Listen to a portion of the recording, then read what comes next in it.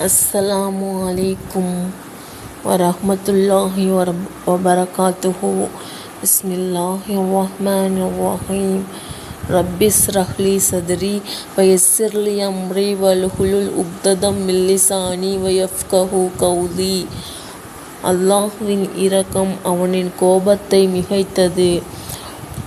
அல்லாஹ் படைப்புகளை படைத்த போது தன்னுடைய லவ்ஹுல் மஹ்பூல் என்னும் பதிவேட்டில் அது அரசுக்கு மேலே அவனிடம் உள்ளது, என் கருணை என் கோபத்தை மிகைத்து விட்டது என்று எழுதினான் என நபி ஸல்லல்லாஹு அலைஹி வஸல்லம் அவர்கள் கூறினார்கள்.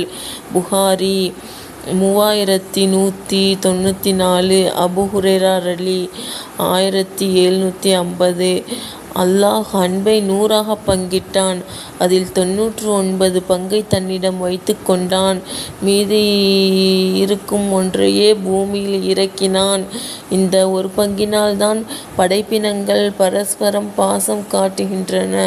எந்த அளவிற்கென்றால், மிதித்து விடுவோமோ என்ற அச்சத்தினால் குதிரை தன்னுடைய குட்டியை விட்டு கால் குளம்பை தூக்கிக் கொள்கிறது என நபி ஸல்லல்லாஹு அலைஹி வஸல்லம் அவர்கள் கூறினார்கள். புகாரி 6000. அபூ ஹுரைரா ரலி. ஹவாஸின் குலத்தை சேர்ந்த கைதிகள் சிலர் நபி ஸல்லல்லாஹு அலைஹி வஸல்லம் அவர்களிடம் வந்தார்கள். அவர்களிடையே இருந்த ஒரு பெண்ணின் மார்பில் பால் சுரந்தது. அவள் பாலூட்டுவதற்காக தன் குழந்தையை தேடினாள். குழந்தை கிடைக்கவில்லை. எனவே கைதிகளில் எந்த குழந்தையை கண்டாலும் அதை வாரி எடுத்து பாலூட்டினாள். தன் குழந்தை கிடைத்தவுடன் அதை எடுத்து தன் வயிற்றோடு அணைத்து பாலூட்டலானாள். அப்போது எங்களிடம் நபி ஸல்லல்லாஹு அலைஹி வஸல்லம் அவர்கள், இந்த பெண் தன் குழந்தையை தீயில் எறிவாளா, சொல்லுங்கள் என்றார்கள். நாங்கள் இல்லை, என் நிலையிலும் அவளால் எரிய முடியாது என்று சொன்னோம். அப்போது இறைத்தூதர் ஸல்லல்லாஹு அலைஹி வஸல்லம் அவர்கள், இந்த குழந்தையின் மீது இவளுக்குள்ள அன்பை விட அல்லாஹ் தன் அடியார்களின் மீது மிகவும் அன்பு வைத்துள்ளான் என்று கூறினார்கள். புகாரி 5999. உமர் அலி. முந்தைய காலத்தில் நன்மை எதையும் அறவே செய்யாத ஒருவர், நான் இறந்துவிட்டால் என்னை எரித்து அந்த சாம்பலில் பாதியை கரையிலும் பாதியை கடலிலும் தூவிவிடுங்கள்.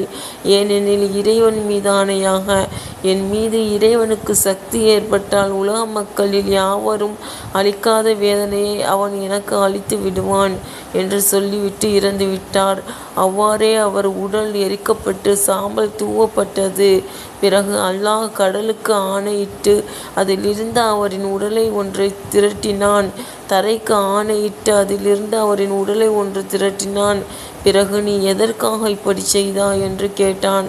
அதற்கு அவர், உன் அச்சத்தினால்தான், நீ நன்கறிந்தவன் என்று சொல்ல அவரை அல்லாஹ் மன்னித்து விட்டான் என நபி ஸல்லல்லாஹு அலைஹி வஸல்லம் அவர்கள் கூறினார்கள்.